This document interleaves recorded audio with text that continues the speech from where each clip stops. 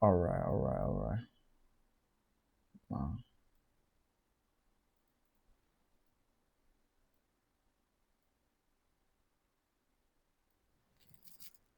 All right, all right, all right. What's up? What's up? What's up? What's up? Uh, just gonna go right into it.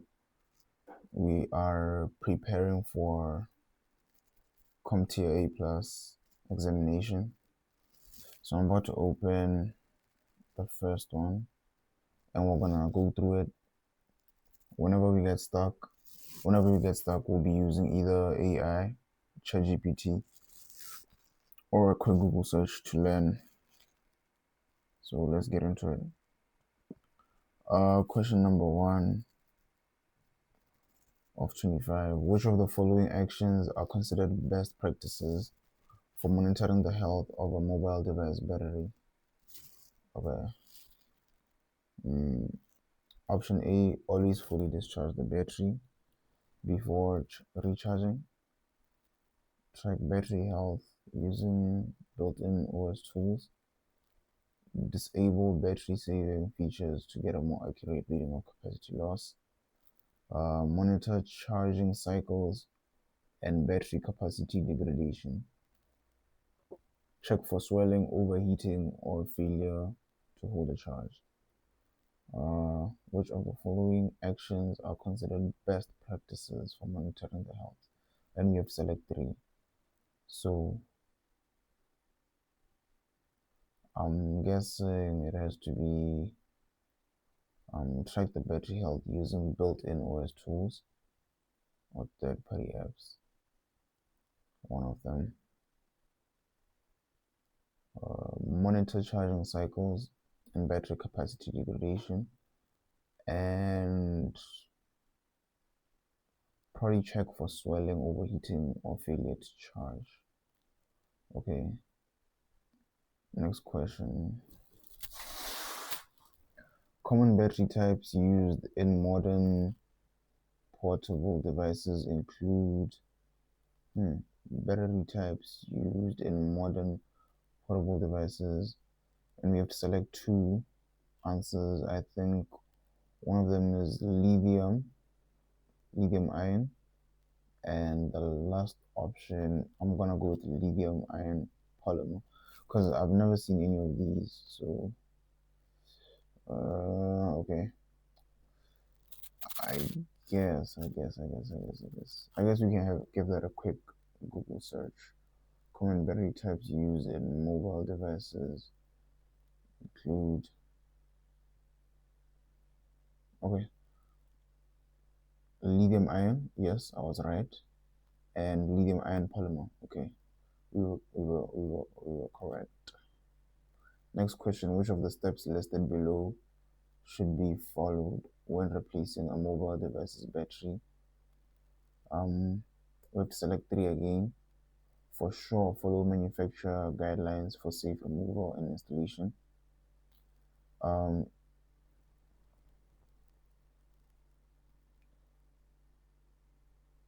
Show proper disposal.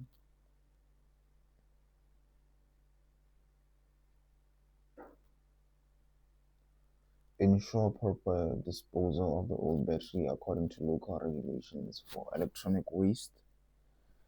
And the last one has to be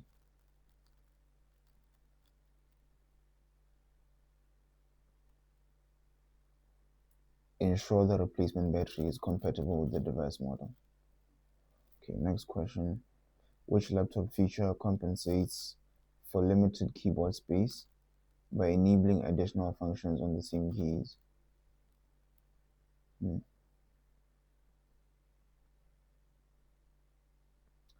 A laptop feature that compensates for limited keyboard space by enabling additional functions on the same keys. I would say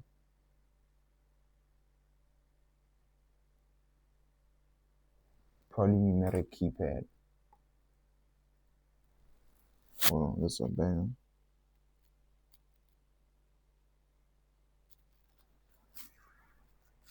Either that or the FN key, but I'm gonna go with the numeric keypad. Let's go with that. Google search.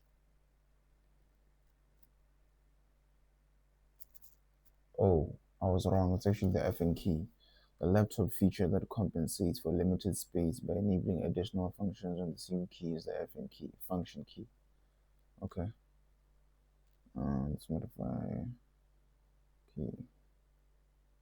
Okay, so functions such as volume control, screen brightness. Yeah, I think even on one of my PCs, you can light up the keyboard light using the F and key.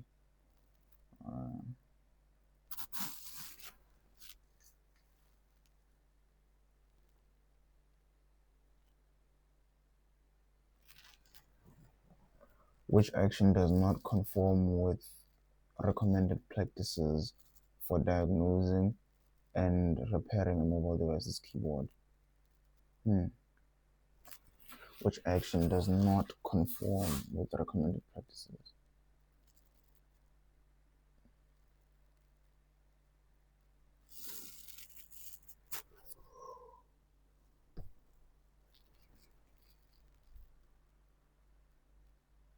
Implement proper ESD certification.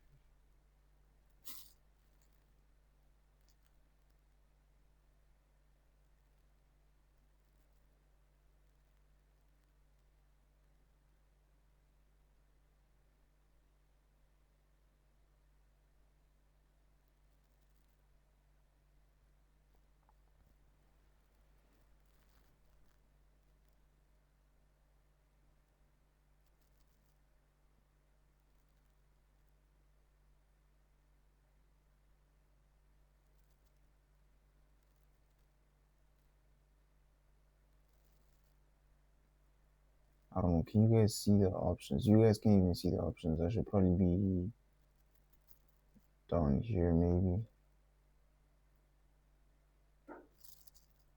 I think that's better.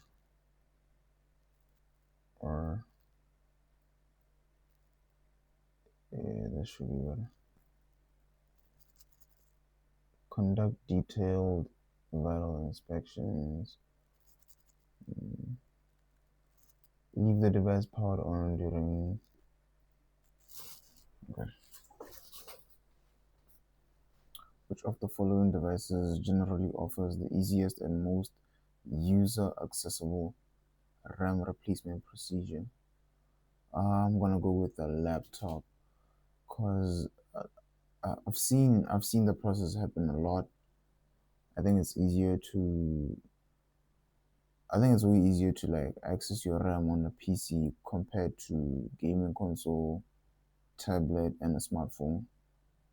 I'm gonna go with PC. Which of the tools listed below can be used to monitor the health and performance of a laptop storage drive? Health and performance of a laptop storage drive. Um,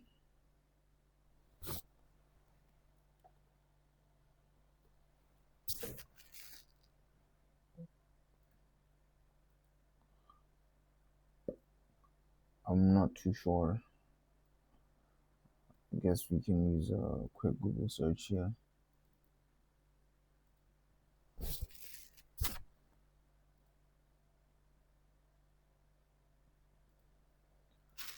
Okay, so the answer is smart, and the explanation SMART stands for self monitoring, analysis, and reporting technology. It is a diagnostic system built in modern HDDs and SSDs specifically to monitor health and predict potential failures. Okay.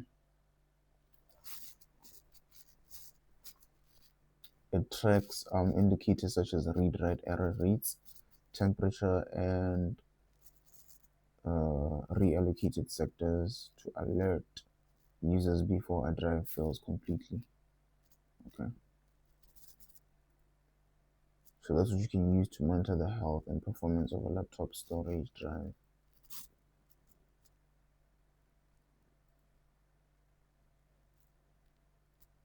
Which drives, which drive malfunction symptom are not present in SSDs? Grinding noises, slow read-write speeds, corrupted or disappearing files, clicking sounds, or blue screen errors. Okay.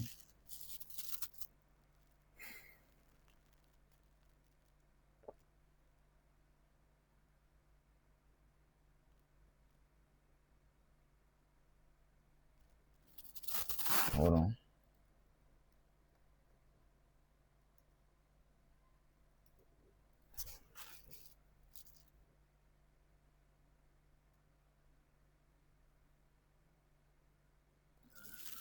Okay, so my reasoning for this is I'm gonna go with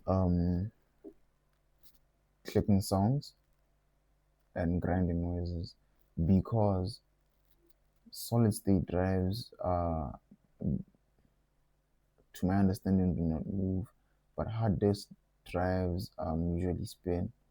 So I'm just gonna give it a quick Google search.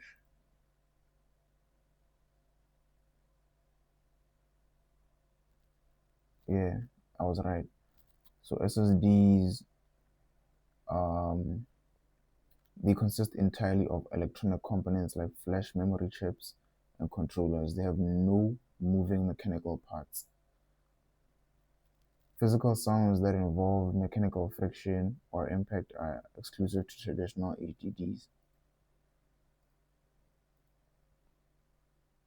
Okay, what should be the preliminary step of an HDD or SSD replacement procedure? Okay,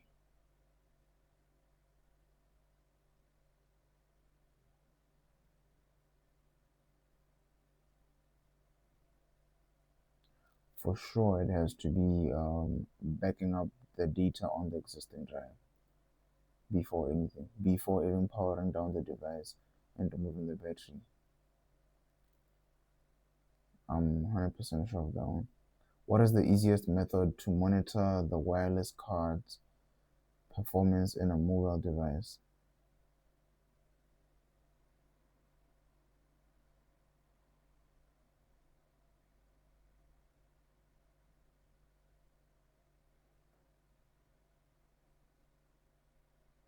I'm gonna say to monitor the wireless card's performance in a mobile device. Probably perform an online speed test to measure the connection's performance.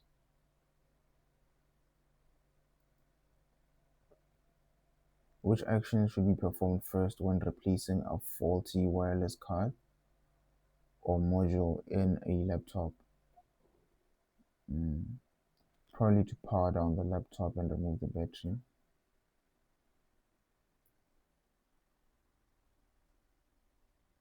Or we have to select two. Um, Locate the wireless card slot on the motherboard. Probably label all screws and connectors during disassembly to aid reassembly. Which of the following statements regarding a mobile device Bluetooth module is true?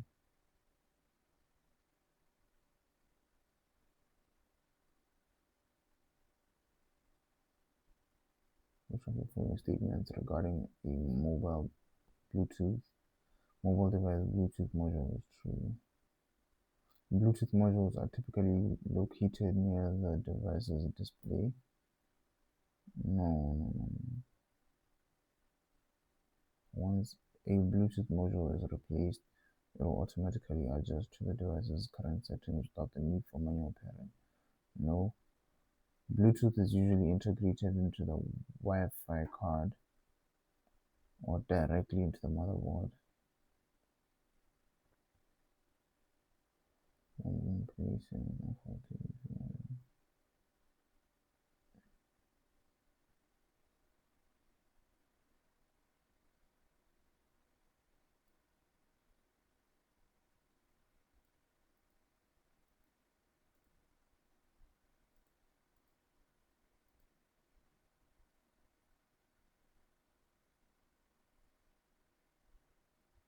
Okay, so apparently Bluetooth is usually integrated into the Wi-Fi card or directly into the motherboard.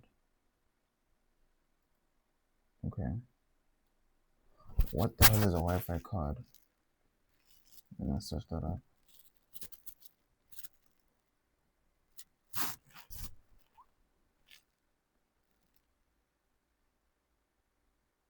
Okay, so They are also known as network adapters, and they enable desktop and laptop computers to connect to wireless networks via PCIe, M.2, or USB. Mm, PCIe offering the best performance for gaming, and Wi-Fi 6 or 7 being the top choice for speed. They typically feature dual or tri-band support and Bluetooth. Okay, let me see what it look like. Mm.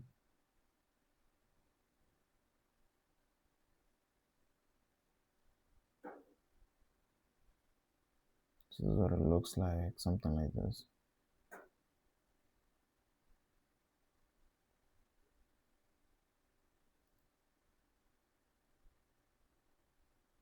That's what a Wi-Fi card looks like. Alright, let's continue. What is a recommended practice for assessing the effectiveness and reliability of biometric components on a mobile device?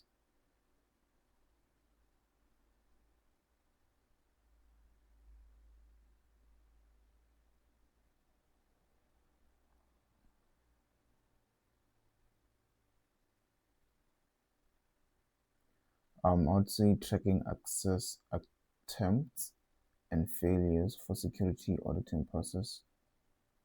Um,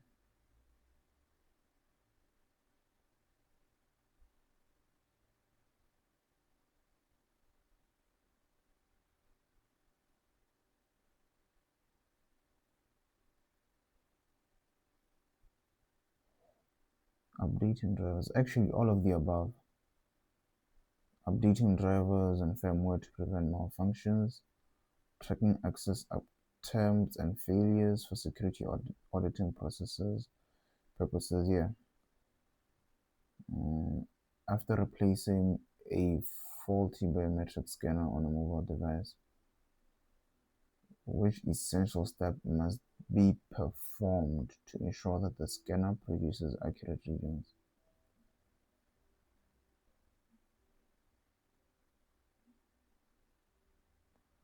I would say,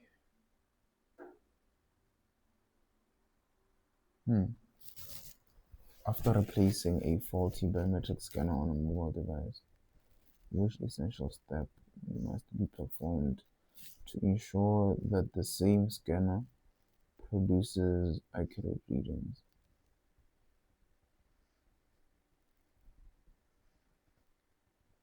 Probably, probably recalibration.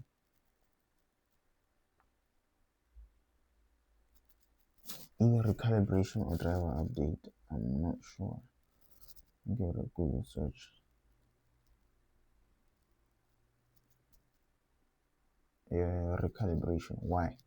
When a sensor or screen is replaced, the new component may have slight differences in thickness, alignment, or optical properties. The device's software needs to be recalibrated to understand these new parameters to interpret the fingerprint image correctly. Yeah, okay. A technician is troubleshooting a mobile device's NFC. Hold on.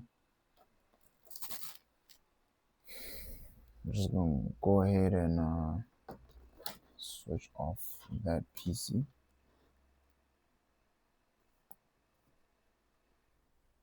Alright, should be good now.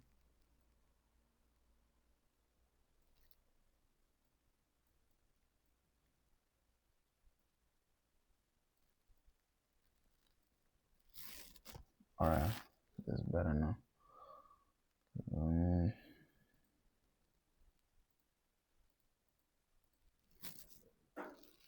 A technician is troubleshooting a mobile device's NFC functionality.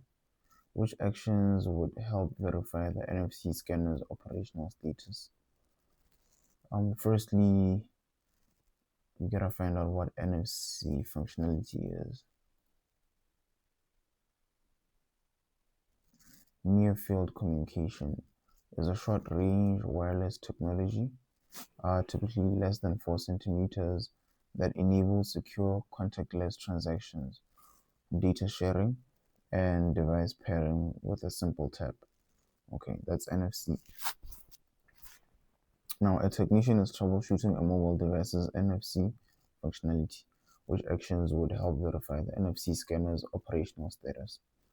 Select all that apply. Okay. 1, check for dirt or moisture on the sensor surface. I don't think so. Test the NFC functionality with a known compatible NFC tag or device, for sure. Update the device's screen brightness as the NFC sensor relies on ambient light levels. I don't think so. Connect to a Wi-Fi network to test device connectivity. I don't think so either.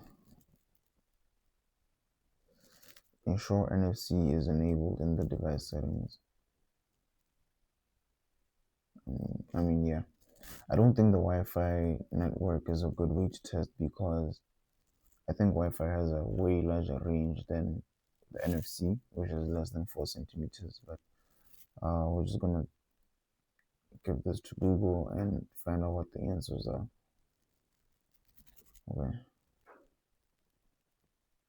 So it says yes, test with a known compatible NFC tag, ensure that it is enabled in the settings, and check for dirt or moisture on the sensor surface. Okay, I didn't know that.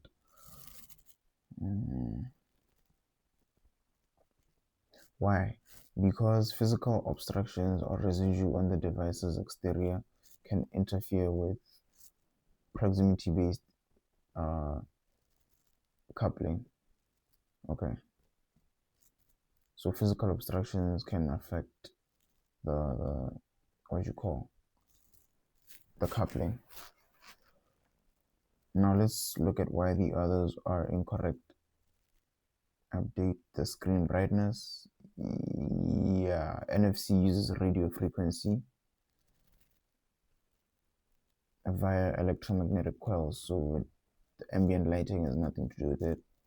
And then connecting to Wi-Fi, like I said, NFC is a short range peer-to-peer wireless technology, and it operates independently of Wi-Fi or cellular activity. So yeah, Wi-Fi does not validate the status of the NFC hardware. Okay, so what was missing? The dirt or moisture on the sensor surface. Which of the answers listed below correctly describes the typical location of a laptop's Wi-Fi antenna? Okay, on the WLAN module, near the top, inside display's case, inside laptop's case, typically attached via external expansion port. Okay. The location of a laptop's Wi-Fi antenna. I would say via external expansion ports because you rarely see laptops with antennas. So I'm guessing it's something that you would have to attach externally. Let's see what Google has to say about that. Oh, we were wrong. The correct answer is near the top inside display case. Wi-Fi antennas are typically integrated into the upper bezel of the laptop's display assembly to ensure maximum signal range, reduce interference, and provide better reception. Okay, let's try to get an image of that. Let's see what that looks like.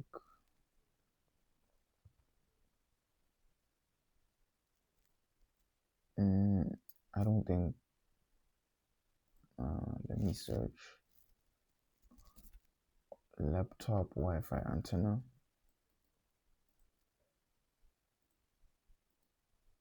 Location.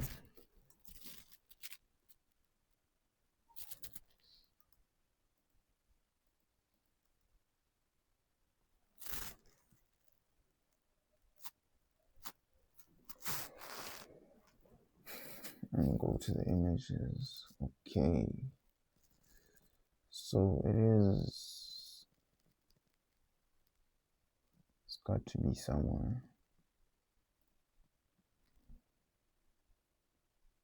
I'm guessing it's one of these. Yeah.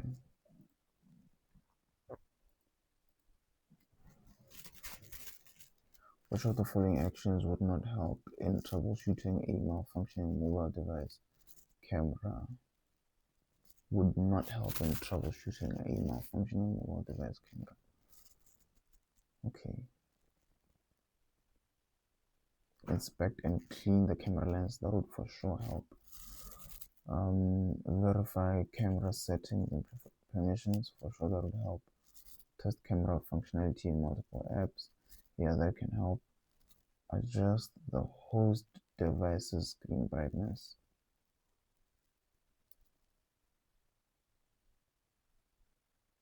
I don't think that would be the answer.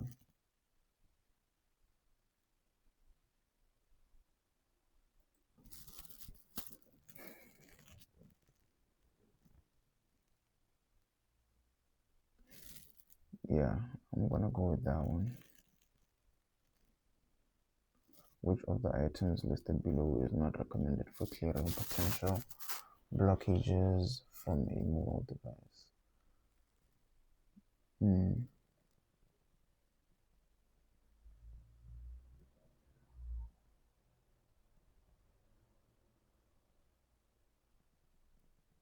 I'd say kind of compressed air. Examples of USB ports that can be found on mobile devices include USB-C, micro USB, USB Type A, mini bus, and USB Type B. I'm gonna go with the USB-C.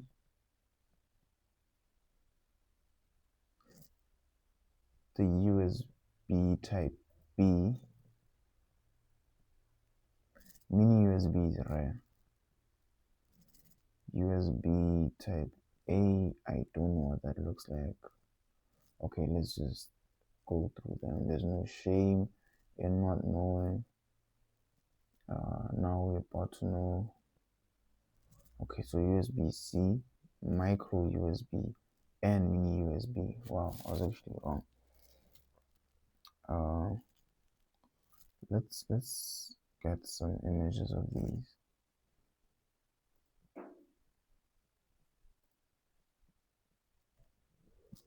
Okay, so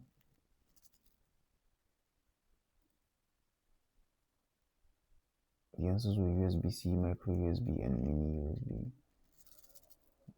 Okay. Type C, yeah. Micro USB, okay. And mini USB, I don't believe that one. I don't believe that we have mini USB on phones.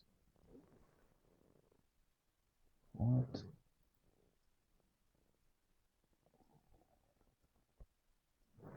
Okay.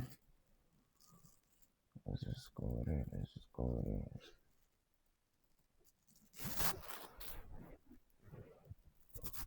A type of USB connection method commonly used in modern mobile devices due to its reversible design, fast transfer, and power capabilities. I'm gonna go with USB-C. Which proprietary connector was developed by Apple for its mobile devices? Lightning. I think it's Lightning. NFC. What does it stand for again? Damn. Near field communication. Okay.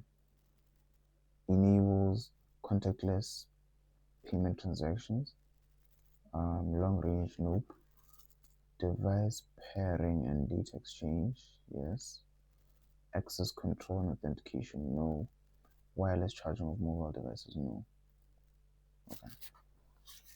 Which of the following is a popular short-range wireless standard for connecting various personal devices?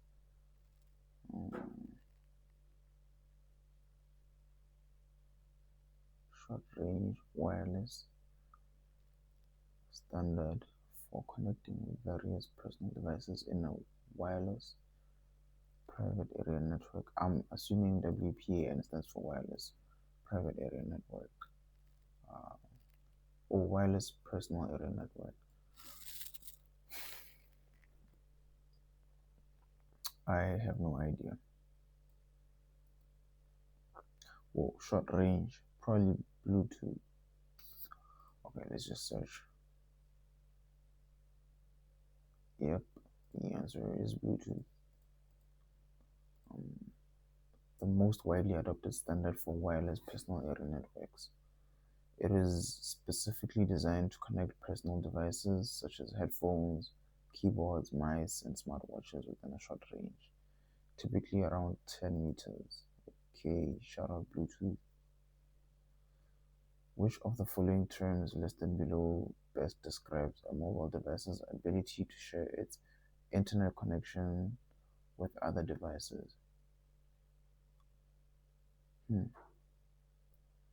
It has to be tethering. I will search it though.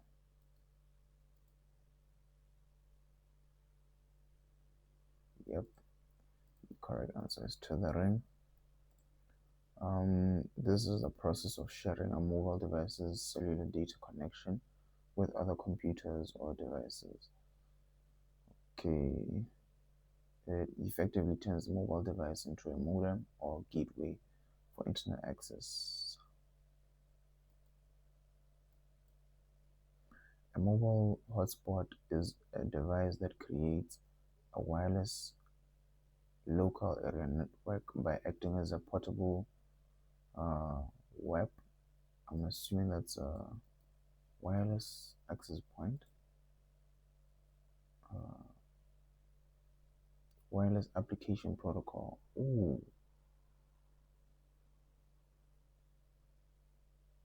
Ooh. Okay.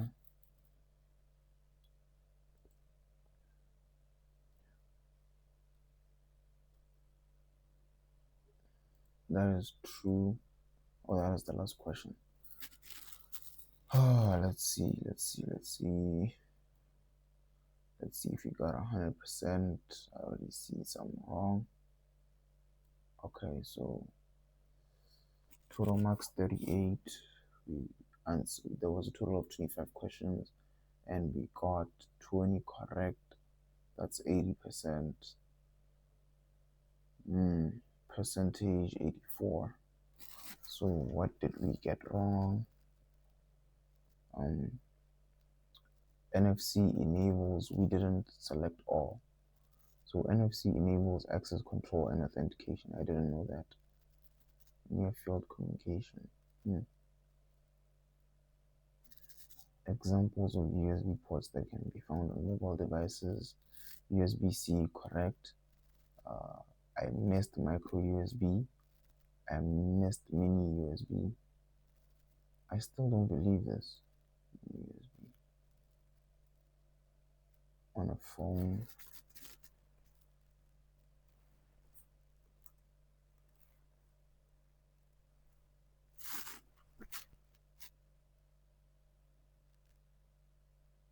Yeah, these are definitely older phones. Is A plus outdated?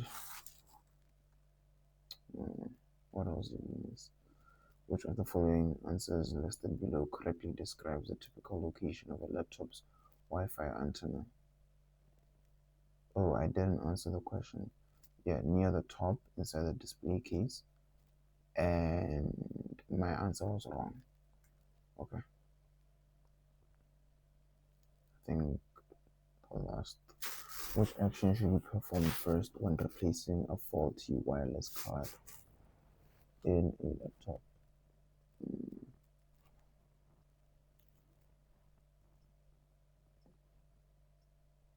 Remove all external peripherals from the device, of course.